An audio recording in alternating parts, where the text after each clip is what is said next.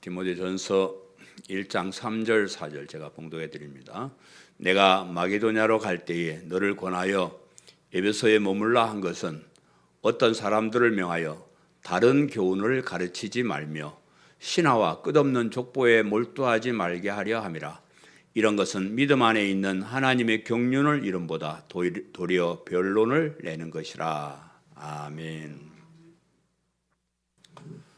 요즘 제가 운전하는데 내비게이션이라는 게 있어가지고 참 편리해요. 저는 좀 길눈이 좀 어두운 사람인데 이 길눈 얻은 사람에게 내비게이션 참 중요해요. 어떻게 내비게이션 없을 때는 어떻게 운전했는지 모르겠어요. 어떻게 찾아다니는지 모를 정도로 참 편리한 건데, 우선 이제 목적지를 거기다 입력을 하잖아요. 목적지를 입력을 해놓고 출발하면 그 목적지 중에 가장 빠르고 가장 그 짧은 그런 길로 이제 내비게이션이 안내를 해줍니다. 혹 이제 내비게이션을 잘 못 봐가지고 엉뚱한 길로 가고 있을지라도 내비게이션은 아예 잘못 가고 있습니다. 그러면서 그 자리에서 제일 빠른 길로 또 안내를 해주는 너무 편리한 그런 것이고요. 또 뭐 길 안내만 하는 게 아니고 가다 보면 여기는 속도 제한 단속이 있는 곳입니다. 말은 그렇게 안 하지만 그것도 가르쳐주고, 여기는 뭐 커브길이고 뭐 위험한 길입니다. 조심하십시오. 이런 말도 이제 얘기를 해줘요. 그래서 그냥 내비게이션 시키는 대로 가기만 하면 목적지에 제일 빨리 쉽게 도달할 수가 있습니다. 제가 왜 이 얘기하냐 그러면, 성경 말씀이 우리 인생에 있어서 내비게이션과 같은 역할을 하는 것이다. 우리가 가는 길을 이렇게 안내를 하고요. 또 가면서 살아가면서 무엇을 조심해야 되는가, 무엇을 하지 말아야 하는가, 이런 것들을 잘 그때그때 알려주기 때문에 성경이 우리 인생의 내비게이션이다, 그렇게 생각을 하는데, 이 성경을 인생의 안내서로 내비게이션으로 보면서 가장 조심해야 될 것이 뭐냐 그러면, 내비게이션과 같이 목적지를 똑바로 입력을 해야 돼요. 우리 그 나라 주소나 지명 중에 비슷한 것들이 있더라고요. 뭐 같은 동네가 전라도에 있는 것도 있고 경상도에 있는 것도 있고, 그래가지고 자세히 살펴서 확실하게 확인하고 내비게이션을 목적지를 입력해야지 그냥 대강 했다가는 아주 엉뚱한 데로 가버리는 그런 불상사가 일어납니다. 그래서 그 성경을 볼 때 무엇을 목적으로 하고 성경을 보느냐에 따라서 그 안내하는 길이 참 달라요. 성경에는 뭐 무궁한 많은 얘기들이 기록되어 있는데 뭐든지 다 안내를 해요. 얘가 그러면 안 돼요. 성경 말씀이 안내를 하는데 그 주의할 거는 목적지 입력을 잘해야 된다. 그런 말. 목적지를 이 세상의 축복이라고 정해놓고 성경을 보면 얼마든지 그쪽으로 성경은 인도합니다. 내가 세상에 좀 부자가 되고 잘 살아야겠다, 그런 목적을 딱 가지고 성경을 보면 성경에서 출세하는 법, 성공하는 법, 잘 사는 법, 이런 것을 다 가르쳐줘요. 그래서 그렇게 목적지를 전하면 성경이 그걸 가르쳐주는 책이구나, 이렇게 생각을 할 수가 있고요. 또 목적지를 이 세상에서 윤리도덕을 잘 지키고 선한 일을 많이 하는 걸로 정해놓고 성경을 보면 또 성경에는 그런 말씀들이 많이 기록되어 있습니다. 성경 말씀에 보면 착하게 살고 바르게 살고 뭐 칭찬받고 좋은 일하고 보람, 그런 얘기도 자득 성경에 들어있어서 목표를 그렇게 정하면 그렇게 안내를 하고요. 또 목적지를 세상에서 수고하지 않고 노력하지 않고 기도해서 쉽게 하나님의 도우심을 받아 살려고 하고, 또 뭐 신비한 것을 좀 또 기적적인 것을 체험해서 그런 문제를 해결하려고 그렇게 정하고 성경을 보면 그런 길도 엄청나게 많이 있습니다. 여러분, 우리 기도하면 다 돼요. 기도하면 뭐 병도 낫고 뭐도 하고 다 신비한 걸. 전에 어떤 고신의 우리 계획지 고신 목사님이 그런 얘기예요. 목사님, 참 우리가 신비한 거 그런 거 별로 생각 안 해서 그렇죠. 우리가 정말로 막 성경에서 기도하고 신비한 체험을 하고 기적을 체험하고 그렇게 하려고 마음먹으면 그쪽이 엄청나게 그런 게 보인대요. 그렇게 역사를 그렇게 한다는 거예요. 그래서 그렇게 목표를 정하면 그런 것이 이제 보여주고 그런 응답도 받습니다. 그런데 이제 성경은 그런 것을 목적으로 기록한 책이 아니다 하는 거예요. 우리가 잘 알아야 될 것이 그런 얘기들이 많이 있지만은 그것이 최종 목적지가 아니다. 죄인인 인간이 죄에서 구원받아서 의로운 사람이 되고 하나님의 자녀가 되고 영원한 천국 백성이 되게 하려고 하나님이 성경을 우리에게 주셨다는 거예요. 그래서 우리가 성경을 볼 때 목적지를 어디로 쳐야 되냐 그러면 영원한 천국으로 입력을 해요. 영원한 천국으로 우리의 목적지를 입력하고 나면 성경은 그 길로 인도를 해요. 여러분, 세상에서 부자로 사는 것도 좋은 일이에요. 저도 가난하게 살아보니까 부자들이 참 부럽습니다. 참 부럽고 또 세상에서 좋은 일 많이 하고 칭찬받고 그런 것도 좀 참 좋아요. 뭐 좋은 일 좀 하면 아이고 목사님 훌륭하십니다. 어째 그래 좋은 일 하시면 기분 좋고 그렇죠. 근데 그런 것도 좋은 일이지만 영원한 천국에 비하면 그건 별거 아니에요. 그냥 세월 좀 흐르면 없어지고 말 허무한 것들이에요. 그래서 우리가 목적지를 잘 입력해야 되는데 여러분 목적지 저와 같으시죠? 목적지 잘못 입력하신 분들은 집에 가든지 아니면 다시 목적지를 입력을 하셔요. 제가 그것만 늘 가르쳤기 때문에 여러분이 목적지가 영원한 천국이 아닌 사람은 뭐 이런 교회가 있어 이런 사람. 근데 이제 그런 사람 다 갔으니까 우리는 영원한 천국을 목적지로 삼고 성경을 보고 우리가 설교를 듣고 하는 사람들. 그래서 이 영원한 천국을 목적 삼아 가는 이것은요, 지금 현세에는 힘들고 어려워도 나중에 보면 엄청난 온 천하를 주어도 바꿀 수 없는, 다시 살아갈 수 없는, 다시 시작할 수 없는 그 종착점에서 보면 와 우리가 목적지 입력 잘했다, 정말 잘했다, 그것을 느끼게 되실 거예요. 그래서 이 목적지를 그 무엇과도 바꾸지 마시기를 바라요. 세상이 아무리 유혹을 하도 좋은 얘기를 해도 이 천국을 향한 목적지는 바꾸지 말고 그대로 꼭 입력하고 사시기를 간절히 바랍니다. 아멘. 여러분 그동안 2년여에 걸쳐서 디모데 전후서 강해 설교를 잘 들었습니다. 그래서 오늘 이제 금년에 몇 주간 남아 있어서 오늘부터 이 디모데 전후서의 각 장의 핵심 내용을 살펴보면서 그럼 1장의 핵심, 2장의 핵심 이런 것을 한번 다시 리뷰해 보면서 그렇게 하면 성경 우리가 배운 디모데 전후서의 그 내용이 중요한 핵심 내용이 다시 한번 머릿속에 들어오게 될 것입니다. 오늘 디모데 전서 1장을 중심으로 1장의 핵심 내용을 살펴볼 것인데 이 핵심 내용이 오늘 본문 말씀에 있는 다른 교훈을 가르치지 말라. 이 다른 교훈을 가르치지 말라. 여러분 입장에서 보면 다른 교훈을 따르지 말라. 그래서 제가 설교 제목을 다른 교훈을 따르지 말라. 여러분 가르치는 입장보다 따르는 입장이니까 여러분 인생에 있어서 거짓 교훈, 잘못된 것을 따라가면 대책이 없어요.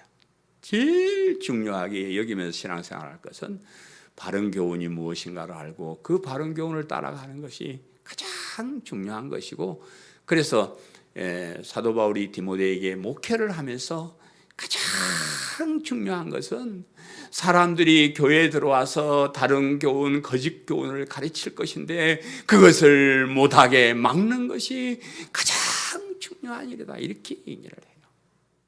우리 성도들의 입장에서 보면 그런 다른 그 교훈, 거짓 교훈을 따르지 않고 올바른 교훈을 따라가는 것이 너무 소중한 일입니다. 그래서 우리 다 공부했지만 진리에서 나오는 바른 교훈, 올바른 교훈이 무엇인지를 또 살펴보고 잘못된 교리, 거짓 교리가 무엇인지를 살펴보고 정말로 올바른 교훈을 중심으로 올바른 교훈에서 나오는 그것을 우리가 목적지로 삼고 평생을 살아가면서 신앙생활하는 그런 성도님들이 다 되시기를 간절히 바랍니다. 아멘. 다른 교훈, 거짓 교리를 따르지 말라 그랬죠. 본문 3절에 내가 마게도냐로 갈 때에 너를 권하여 에베소에 머물라 한 것은 어떤 사람들을 명하여 다른 교훈을 가르치지 말며 그랬습니다. 지도자들은 다른 교훈을 가르치지 말아야 된다.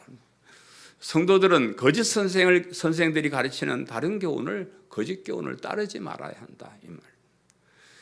다른 교훈을 가르치지 말며라고 했는데 사도 바울 당시에 이미 교회 안에 다른 교훈을 가르치는 거짓 선생들이 많이 들어와 있었어요. 사도 바울이 전 세계를 다니면서 참 걱정하는 내용이 그런 거였잖아요. 내가 에베소에서 복음을 전해놓고 다른 데 가서 복음을 전해서 들리는 소리를 들으면 아이 거짓 선생이 들어와서 아이 복음 그거 별거 아니야 그거 믿는다고 되는 거 아니야 이렇게 하는 사람이 많으니까 다시 가다가 돌아가가지고 거기 가가지고 아이고 이 사람들아 이 복음이 이렇게 좋은데 거짓 선생들에게 또 그런데 속아 넘어 왜 그렇게 쉽게 속아 넘어가느냐 안타깝게 또 이 얘기를 하고 그래서 또 못 가면 서신을 써가지고 보내는 것. 그것이 바울이 쓴 서신서들의 내용이. 여기 다른 교훈이라는 말은요, 좀 번역이 좀 잘못됐어요. 사실은 이렇게 번역할 수 있는 말이 거짓된 교리, 잘못된 교리, 이상한 견해들, 색다른 것들 이렇게 해석을 하기도 하고요. 심지어는 예수 그리스도의 교회가 아닌 다른 교회를 만드는 것 이렇게도 주석을 합니다.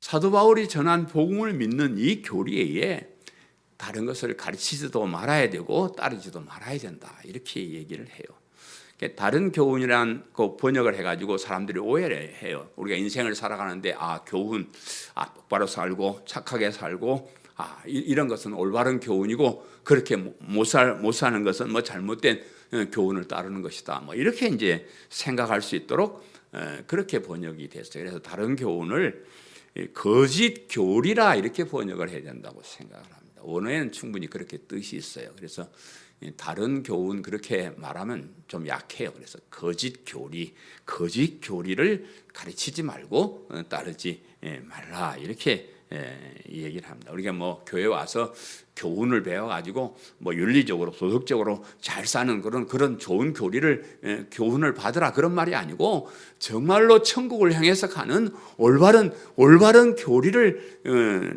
배우고 따라야 된다 이렇게 이제 얘기를 하는 겁니다.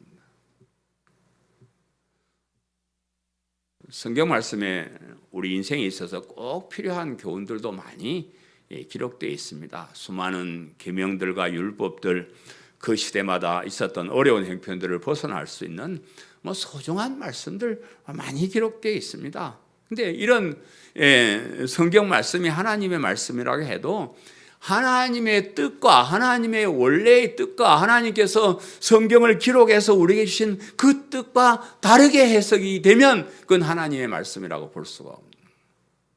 해석을 바르게 해야 하나님의 뜻대로 기록하신 성령님의 뜻대로 그 본문이 해석이 될 때 그게 하나님의 말씀이지 성령님은 다른 뜻으로 썼는데 그것을 엉뚱하게 해석을 해가지고 얘기한다고 해가지고 성경을 읽었으니까 하나님의 말씀이 이러면 안 된다는 거예요.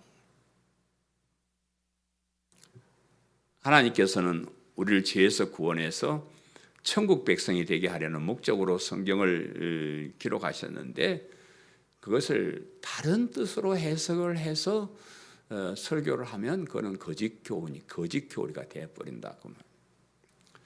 이제 그 거짓된 잘못된 교리 중에 하나를 설명하기를 신하와 끝없는 족보 그랬어요. 4절에 신하와 끝없는 족보에 몰두하게 말게 하려 함이라. 이런 것은 믿음 안에 있는 하나님의 경륜을 이름보다 도리어 변론을 내는 것이라. 신하에 몰두하지 말게 하라. 신하의 이 신하는 그 사람들이 그 뭐 전설 같은 옛날 사람들은 신화나 전설 같은 걸 참 좋아합니다. 모든 만물에다가 다 신을 붙이고요. 모든 만물에다가 이야기를 붙여요. 우리 이제 관광지 가 보면 저 이상한 돌에다가도 그 뭐 신화를 붙이고 이야기를 붙이고 뭐가 돌이 됐다는 뭐 별 이야기 다 하잖아요. 이스라엘 나라 사람들도 가나안 땅에 들어가 가지고 하나님만 신으로 섬기고 살면 되는데 거기 원주민들 원주민들 다 죽여버리고 들어가라는데 그건 남겨뒀어요. 원주민들을. 그래 그 원주민들이 남아가지고 자기들이 섬기던 신을 자꾸 이 얘기를 합니다. 뭐 농사가 잘 되게 해주는 신, 이 신을 섬기면 농사가 잘 돼. 이 비가 안 올 때는 이 신을 섬기면 비가 잘 와. 뭐 이래가지고 뭐 그런 신들을 얘기를 하니까 좀 그럴듯해 보이잖아. 하나님은 뭐 그런 간섭하는 것 같고 요 잡신들이 자꾸 농사도 잘 되게 부자도 되게 해주고 비도 오게 해주고 이런 신 같으니까 거기에 가서 그냥 또 절을 하고 섬긴다 그 말이에요. 우리나라 사람들도 온갖 신을 섬기며 살던 사람들이라서 교회 와서 하나님을 믿고 따르면서도 하나님을 그런 신들처럼 섬기는 사람 많아요. 많습니다. 교회에 와가지고 이 신화 좋아하고 뭐 잡신처럼 하나님 섬기는 사람 많습니다. 부자가 되어보려고 병을 고쳐보려고 하나님을 잡신처럼 그렇게 섬기는 사람도 많이 있습니다. 족보에 몰두하지 말게 하래. 족보는 여러분 성경 보시면 우리 신약성경 마태복음 들어가자마자 족보가 쫙 나오잖아요. 쫙 나오고 구약 성경에도 뭐 아담 때부터 아브라함 이후로 족보들이 쫙 이렇게 기록이 되어 있습니다. 그런데 그 족보 이야기를 잘못 이해를 하는 거예요. 자신들이 나는 아브라함의 후손이야. 나는 유다 지파 소속이야. 나는 뭐 누구 왕의 자손이야. 이래가지고 거기에 대한 자부심을 가지고 막 자랑을 많이 하는데 그 족보가 주는 의미를 깨닫지 못하는 거예요. 그래서 쓸데없이 뭐 조상이 누구, 뭐 삼촌이 어떻고, 뭐 아버지가 누구고 그런 것만 자꾸 하는데 그 족보를 통해서 하나님이 우리에게 말씀하시고자 한 것은 아브라함과 다윗의 후손으로 예수님이 이 땅에 오신다는 거예요. 네? 하나님께서 그런 족보를 통해서 약속을 통해서 메시아이신 예수님이 오신다는 거 그것을 이해하지 못하면 그 족보의 얘기는 너무 소용이 없어요. 누가 거기서 태어나고 내가 무슨 족보고 이런 건 아무 상관이 없어요. 그 족보 속에 우리 예수님이 그리스도로 이 땅에 오셨다는 거예요. 그런 의미가 있습니다. 이런 신화나 족보 이야기는 하나님의 경륜을 이루지 못한다. 그러죠. 하나님의 경륜은 구속사라 그러는데 하나님께서 인간을 구원하시기 위해서 계획을 세우시고 그 계획을 차질 없이 이루어 나가는 과정을 하나님의 경륜이라 그래요. 하나님께서 우리를 구원하실 계획을 세우고 그 계획대로 우리를 죄에서 구원해서 천국까지 이르게 하는 이런 일을 능수하게 하나님께서 하신다 할 때 그것을 하나님의 경륜이라 이러는데 이런 족보나 이런 것의 논쟁의 허점은 그 하나님의 경륜을 이루는 것이 아니고 그 구원의 역사를 이루는 것이 아니고 그냥 별로만 얘기한 서로 말다툼이 나고 장난 섞인 얘기나 하고 그런다. 그래서 예수님을 그리스도로 믿게 하는 것 외에 어떤 교훈도 더 중요한 것으로 가르쳐서는 안 된다. 제가 더 중요한 것이라는 것을 제가 강조를 했는데, 우리가 성경을 통해서 여러 교훈들을 배워요. 똑바로 살고 뭐 하고 뭐 다 배우는데, 그것을 예수님을 그리스도로 믿는 믿음으로 구원에 이르는 이 교리보다 더 중요한 것으로 얘기해서는 절대 안 된다.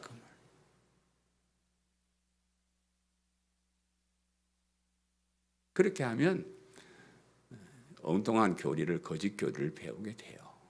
그래서 성경을 볼 때, 하나님이 이래서 우리를 구원하라 하셨구나. 하나님이 이렇게 해서 예수님을 이 땅에 오시게 하셨구나. 이래서 믿음만 있으면 구원해 준다고 하셨구나. 그 믿음의 결과가 참 영원한 이게 주제가 되는 설교를 더 소중하게 해야 된다. 그 나머지 뭐 역사를 알고 이런 것들은 우리가 공부는 하지만은 그런 것 자체가 중요한 것은 아니다. 율법에 대한 잘못된 가르침도, 사람들이 올바른 교리에서 벗어나서 잘못된 교리를 가르치는 것은 율법의 용도를 잘 모르기 때문에 그렇다. 율법을 지키는 거 참 좋은 일이에요. 여러분, 제가 뭐 믿음으로 그렇게 된다 하니까 우리 목사님은 율법을 무시하는 사람이야, 그렇게 여러분 생각하지 마시고요. 율법은 하나님께서 뭐가 죄인지 또 뭐가 의로운 것인지를 알게 해주시는 거예요. 율법을 지키면 여러분 잘 살고 복받고 좋습니다. 살아가는데 율법만큼 좋은 게 없어요. 율법대로 지키고 살려고 그렇게 하셔요. 그게 인간답게 사는 길이고요. 중요한 그런 일이긴 합니다.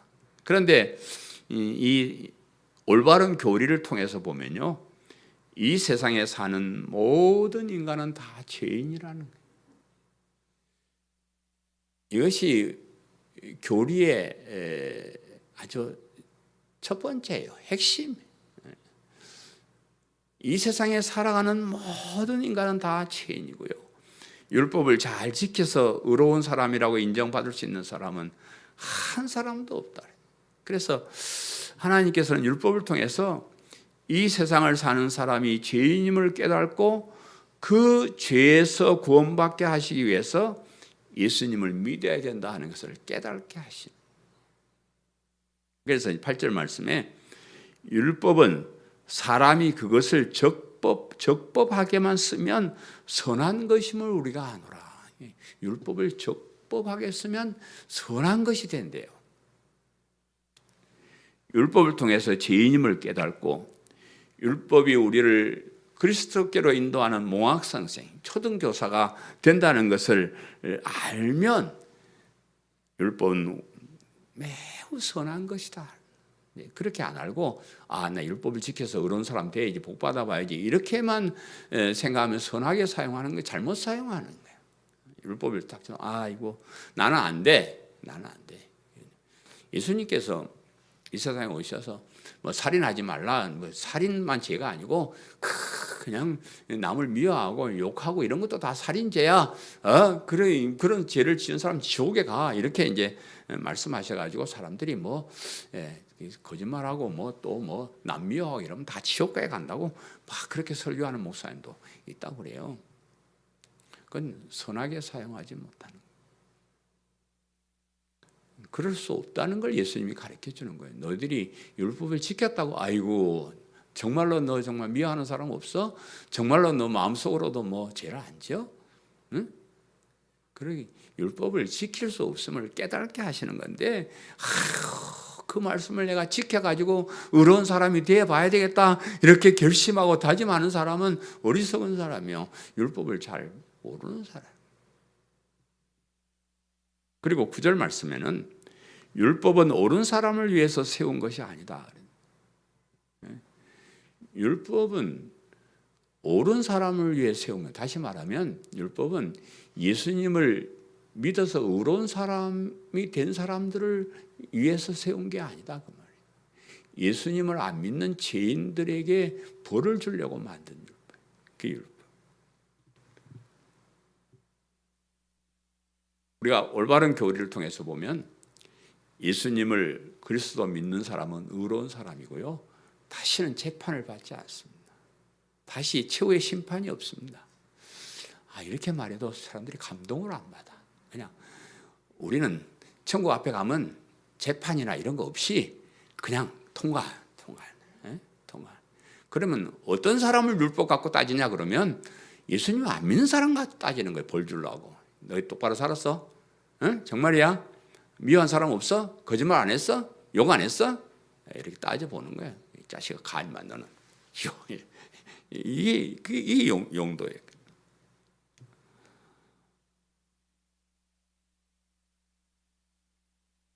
사도 바울이 에베소에서 목회하는 디모데에게 편지를 보내면서 가장 소중하게 강조하는 말은 지도자들에게 다른 교훈, 거짓 교리를 가르치지 말라. 절대로 거짓 교리를 가르치지 말라. 오늘 한국 교회가 거짓 교리가 엄청나게 풍성합니다. 사람들 꼬아서 장사해가지고 잘 먹고 잘 살라는 이 거짓 선생들이 많아가지고요. 거짓 교리가 얼마나 많이 퍼져 있는지 모릅니다. 신하와 족보에게 몰두하지 말고 율법을 하나님의 뜻을 따라 바르게 해석하고 가르쳐서 하나님께서 계획하신 구원에 관한 교리를 바르게 가르쳐서 구원받는 천국 백성이 되게 하라. 이것이 사도 바울이 디모데에게 강조하는 가장 핵심적인 그런 내용. 두 번째로 바른 교훈, 올바른 교리를 따르라 그랬죠. 디모데전서 1장에는 우리가 가르치고 따라야 할 올바른 교리가 무엇인지 말씀을 하고 있는데, 이제 다른 교리, 거짓 교리에 빠지지 않기 위해서 적극적으로 올바른 교리가 무엇인지를 알고 거기를 따라가면 되는 거예요. 그잖아요. 거기를 그냥 따라가 버리면 돼요. 그렇지 않고 따라가지 않고 자꾸 뭐 거짓된 교리 이런 거 뭐 살펴서 하면 별 의미가 없습니다. 올바른 교리가 뭔지를 알고 적극적으로 따라가는 것이 중요합니다. 그래서 먼저 올바른 교리의 출처를 이 얘기를 해요. 일단 올바른 교리가 어디서 나온 것이 올바른 교리냐 그러면 1장 11절에 이 교훈은 내게 맡기신 바 복되신 하나님의 영광의 복음을 따름이니라. 이게 우리 작년도 우리 교회 표였고 우리 디모데전서의 주제라고 생각하는 그런 말씀입니다. 바른 교훈, 올바른 교리의 출처가 어디라고요? 복음이래. 복음에서 나온 교리가 올바른 교리다. 이렇게 이 얘기를 하고 있습니다. 이 성경을 보고 해석하는 지식을 신학이라 이렇게 이제 말을 해요. 세상에는 많은 신학들이 존재합니다. 우리는 계획주의, 오른쪽에 계획주의 신학을 가진 사람이고 왼쪽에는 자유주의 신학을 가진 이 두 가지 축으로 해가지고 이 계획주의에서도 온갖 신학들이 이렇게 나와 있고 이 자유주의 이 신학에서도 온갖 거짓 신학들이 이렇게 많이 이렇게 나와 있습니다. 그 신학자들이 그냥 대강이 얘기하는 거 아니에요. 우리가 그 사람들 말을 먼저 들었으면 판판이 거기에 속아 넘어갈 수 있도록 그 사람들은 굉장히 더 많이 연구를 한 사람들. 자유주의 신학자들은요, 책을 엄청나게 보고 공부를 엄청나게 해가지고요, 그 사람들 말 몇 마디만 들으면 우리가 그냥 넘어가 버려요. 우리 기독교 역사가 2000년을 넘게 이제 흘러간 동안에 엄청나게 많은 시대에 많은 신학자들이 자기가 성경을 이렇게 깨닫고 이렇게 연구하고 그랬다 해가지고 많은 이 신학들이 나왔는데 그 중에는 뭐 공식적으로 이단이라고 정제된 데도 있고 뭐 거짓 선생이고 잘못된 것이고 이런 것이 다 뭐 평가받기도 하고 또 숨어서 암암리에 색채를 드러내지 않고 전해지고 가르쳐지는 그런 것들이 참 많이 있습니다. 그래서 교회가 처음 출발할 때에 그 모습과 너무 동떨어진, 너무 변질된 그런 교회가 되기도 했습니다. 아까 우리 다른 거짓된 교훈이란 말에서 다른 교회를 세우는 것이란 말이 나올 정도로 아주 우리 기독교의 교회와 전혀 상관이 없는 것 같은 그런 교회들도 그런 신학자들에 의해서 많이 생겨났다. 무엇이 진짜 교리이고 무엇이 가짜 교리인지를 분간하는 아주 중요한 기준이 이 복음이라는 거예요. 복음이라 해도 복음에도 가짜가 있어. 순복음도 뭐 무슨 복음도 아니 가짜일수록 앞에다 진짜를 붙여. 진짜 정말 참기름을 한번 사보세요. 가짜요.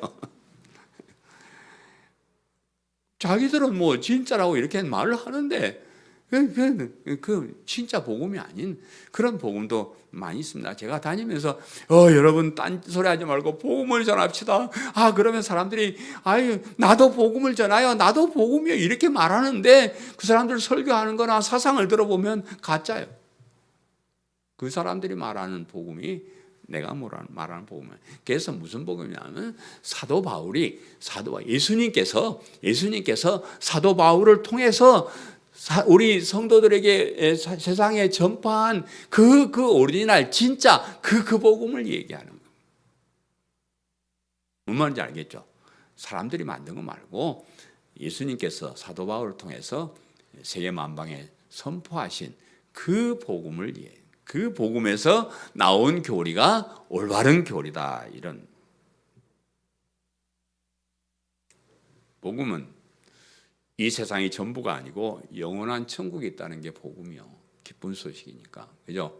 우리가 이 세상에 살다가 그냥 죽는다 그러면 참 우리 허망하잖아요. 우리 이제 얼마나 조장론이나 우리 뭐 얼마나 살겠어요. 얼마나 참 이게 좀 뭐 1, 20년 뭐 잘하면 2, 30년 더 산다 해도 죽고 나서 끝이다 그러면 얼마나 허무합니까?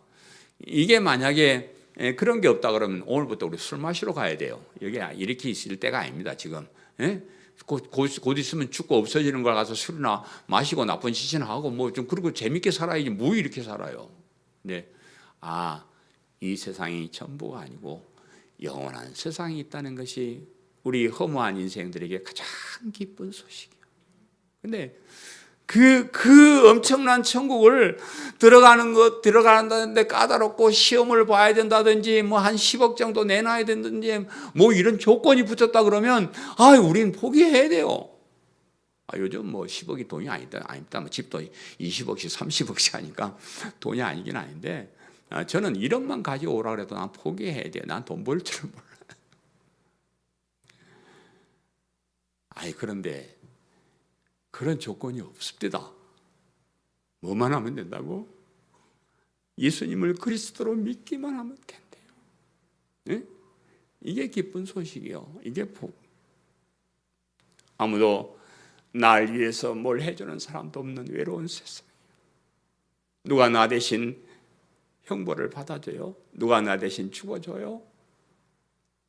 누가 나 대신 뭐라도 해줘요? 아닙니다. 우리가 남을 위해서 대신 아파주지도 못하고 대신 죽어주지도 못하고 그런 세상을 살고 있는데 하나님이신 예수님이 이 세상에 오셔서 나 대신 죽어주셨다는 것이 복음이에요. 이게 복음이에요. 얼마나 감사해요.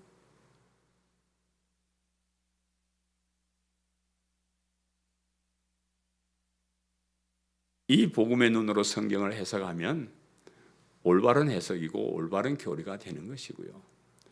이 복음이 아닌 다른 신학으로 성경을 보고 해석하는 사람들에게서는 우리가 따라서는 안 될 거짓 교리가 나온다는 것. 그래서 이 복음을 통과한 그 교리를 우리가 따라야 돼요. 올바른 교리의 목적에 대해서 제가 말씀드리려고 하는데 5절에 7절 말씀에 이 교훈의 목적은 청결한 마음과 선한 양심과 거짓이 없는 믿음에서 나오는 사랑이거늘 사람들이 이에서 벗어나 헛된 말에 빠져 율법의 선생이 되려 하나 자기가 말하는 것이나 자기가 확정하는 것도 깨닫지 못하는도다 그랬습니다.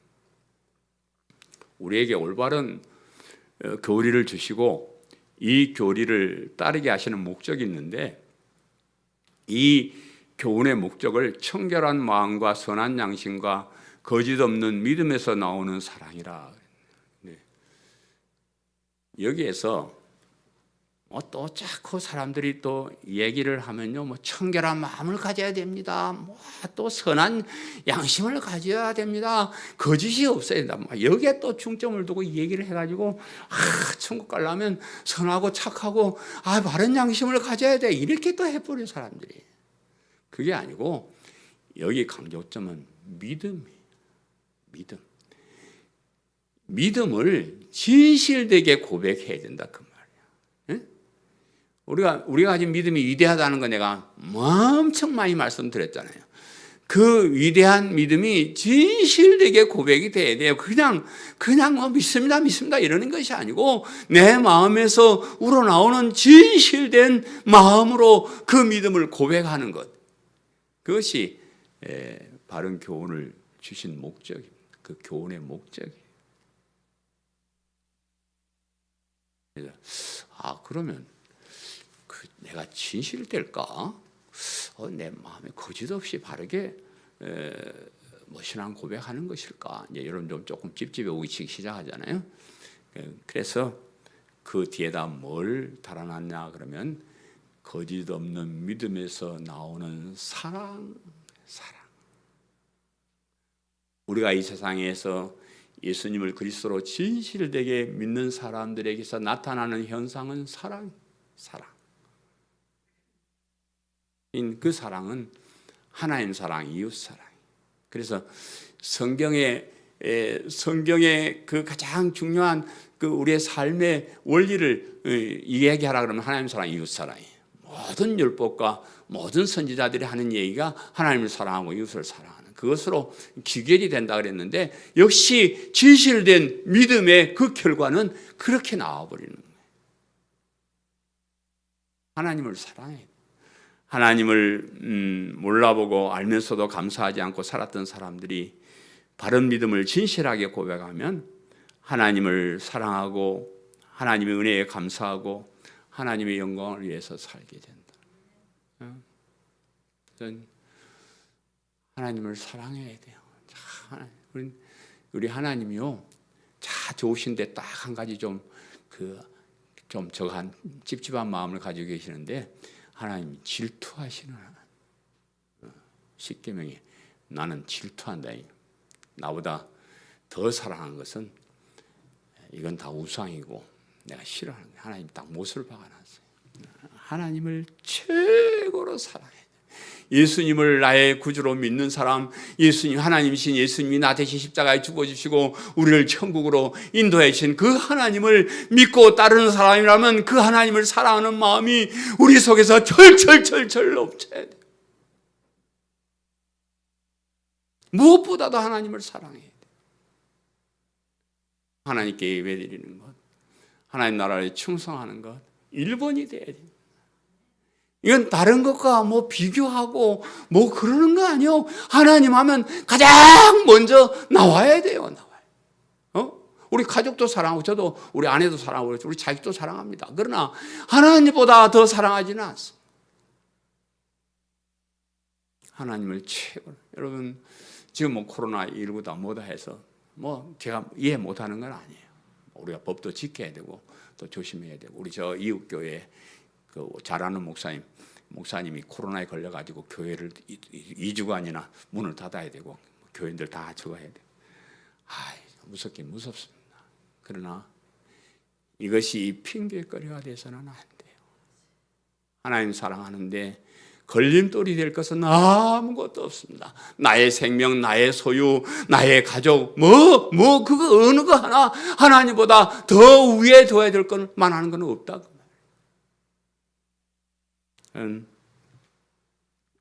그런 마음이 참 많이 약해져요. 우리 순교하신 양용우 목사님 순교하실 때 여러분 별 볼 일 없어 순교하신 거 아니에요. 일본 대법대의 졸업장, 평양신학교 졸업장, 목사 안수를 받았고 또 그를 따르는 교회 성도들도 있고 특별히 사랑스러운 아내도 있었고 4 자녀가 있었는데 제일 큰 아들이 10살이요. 10살에서 3살까지 2 아들 2 딸이. 그거 생각하면 눈에 밟혀서 죽기를 각오할 수 있겠습니까? 말 한마디만 하면 나와서 자유롭게 살 수 있는데 하나님 사랑하니까, 하나님 사랑이 최고니까 내가 죽더라도 가족들이 뻔하게 고생하고 원망할 줄 알면서도 꿋꿋하게 그 길을 가는 거예요. 우리 하나님 사랑이 그렇게 나타나는 거예요. 우리가 믿음이 있다 하면서 그래 하는 것은 그러한 정말로 하나님을 사랑하는 마음이 우리 속에 그렇게 넘치지 못한 것에 대한 안타까움이 있는 거예요. 진실한 믿음의 고백은 거기까지 우리 가야 돼요. 우리 교회 안에 있는 성도들도 우리가 서로 미워하기도 하고 질투도 하고 남처럼 살지만은요, 우리가 남이 아닙니다. 우리는 하나님의 자녀들. 우린 서양 사람들은 이 땅에 살다가 그냥 헤어지면 땡이지만 우린 천국 가서 다 만날 사람들이에요. 잘 모르긴 하지만 우리 강성교회 성도들은 이쪽 동네에 같이 살지도 잘 모르겠어요. 잘 모르겠어요. 그러니까 우리가 영원히 얼굴을 맞대고 형제자매로 살아야 될 사람들은 서로 사랑하고 위로하고 그렇게 살아야 돼요. 교회 안에 오면 정말 예수님의 피로 우리가 형제자매가 된 사람께 서로 위로하고 사랑하고 그렇게 살아야 돼요.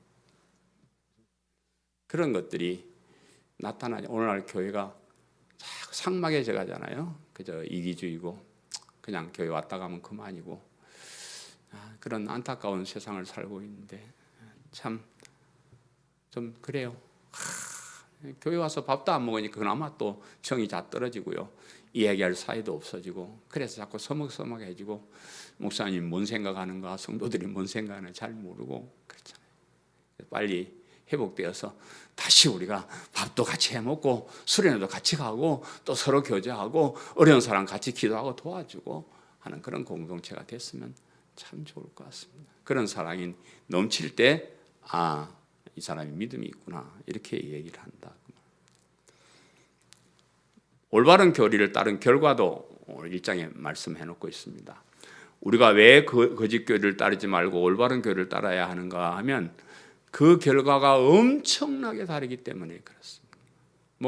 세상에서 이 길로 가면 좀 잘 살고 이 길로 가면 좀 못 살고 그런 정도가 아니고 아주 그냥 끝과 끝으로 엄청나게 그 결과가 달라지기 때문에 우리가 이 세상에서 정말로 거짓 교리를 따르지 말고 올바른 교리를 따라서 가야 된다.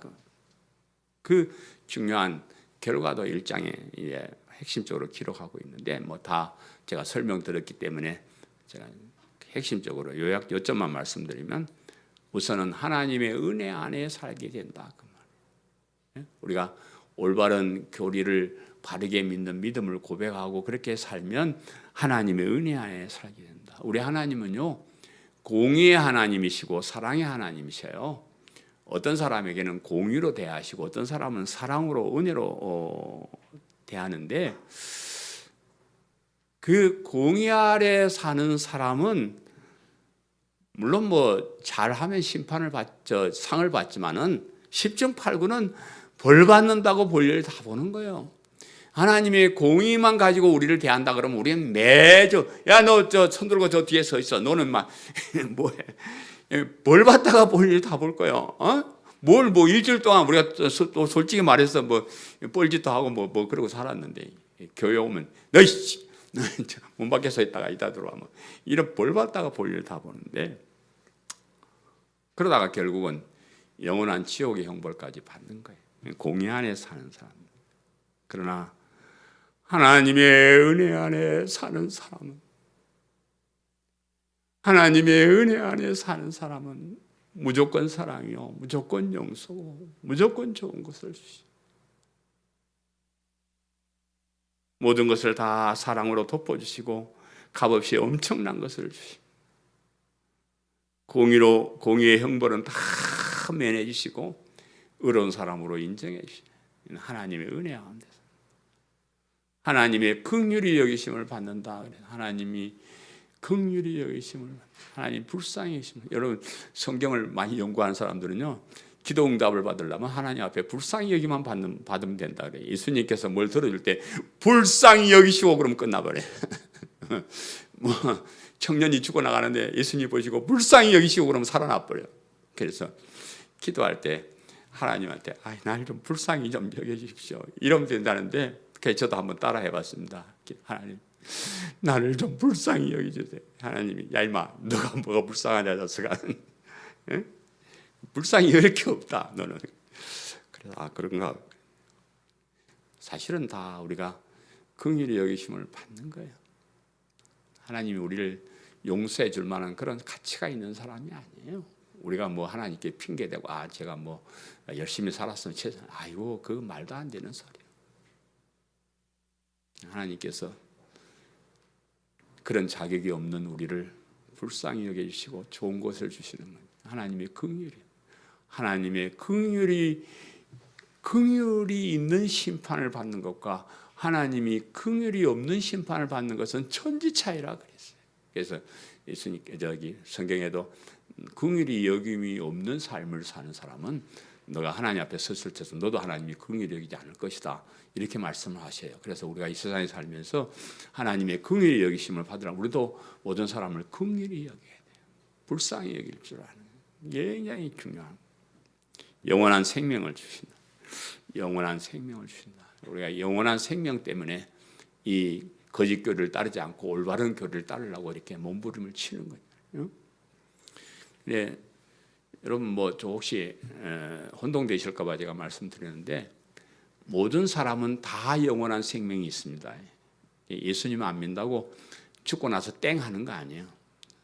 예수님을 안 믿는 사람도 영원한 생명이 있습니다. 우리도 영원한 생명이 있는데, 그런데 지옥에서 형벌을 받는 그 생명을 영원한 생명이라고 말하지 않아요. 지옥에서 사는데 영원한 생명을 그건 왜냐 그러면 죽는 것보다 못하니까. 죽는 것보다 못한 더 고통스러운 삶을 살기 때문에 지옥에 있는 사람들에게 당신 영원한 생명을 가졌다 이렇게 말하지 않습니다. 그 사람들에게는 영원한 죽음, 영원한 고통, 영원한 형벌이라 이렇게 얘기를 해요. 영원한 생명이란 영원한 천국에서 영생 복락을 누리는 그 생명을 성경은 영원한 생명이라 말한다. 조금 이제 이해를 하셨죠? 그래서 모든 사람은 영원한 생명이 있지만은 지옥에 가는 사람은 영원한 생명이라고 말하지 않고 영원한 형벌이라 이렇게 얘기를 하고, 영원한 죽음이라 이렇게 말을 하고, 천국에서 영생 복락을 누리는 우리는 영원한 생명을 가졌다. 왜? 살만한 세상이니까, 너무 좋은 곳이니까 그렇게 얘기를 합니다. 믿음이 있느냐 없느냐, 그것도 복음에서 나오는 올바른 교리를 따르는 그 올바른 믿음을 가지고 있느냐 없느냐, 이것은 엄청난 차이가 있어요. 우리가 교회 다니면서 가장 중요하게 살펴봐야 돼요. 내가 정말로 바른 복음에서 나오는 그 바른 교리를 따르고 있느냐, 그렇지 않고 어디 가서 엉뚱한 거짓 교리를 따라가고 있느냐, 이것은 엄청난 차이라.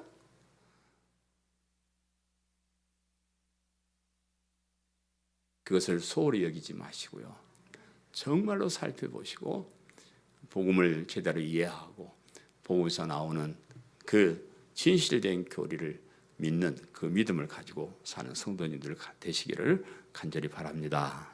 사랑하는 성도 여러분, 디모데전서 1장의 핵심은 잘못된 교리, 거짓 교리를 가르치지 말고 따르지 말라 하는 것입니다. 그리고 복음에서 나오는 올바른 교리를 따르는 진실한 믿음을 가져야 된다 이렇게 말씀하셨고, 그 바르고 진실한 믿음이 우리가 하나님의 은혜를 받게 하고 하나님께 긍휼히 여기심을 받게 하고 영원한 생명을 얻게 하는 아주 중요한 것이다 이렇게 말씀하고 강조하고 있습니다. 이 복음에서 나오는 올바른 교리를 따르는 그런 믿음을 진실되게 고백하는 우리 성도님들 되시기를 간절히 바랍니다. 아멘.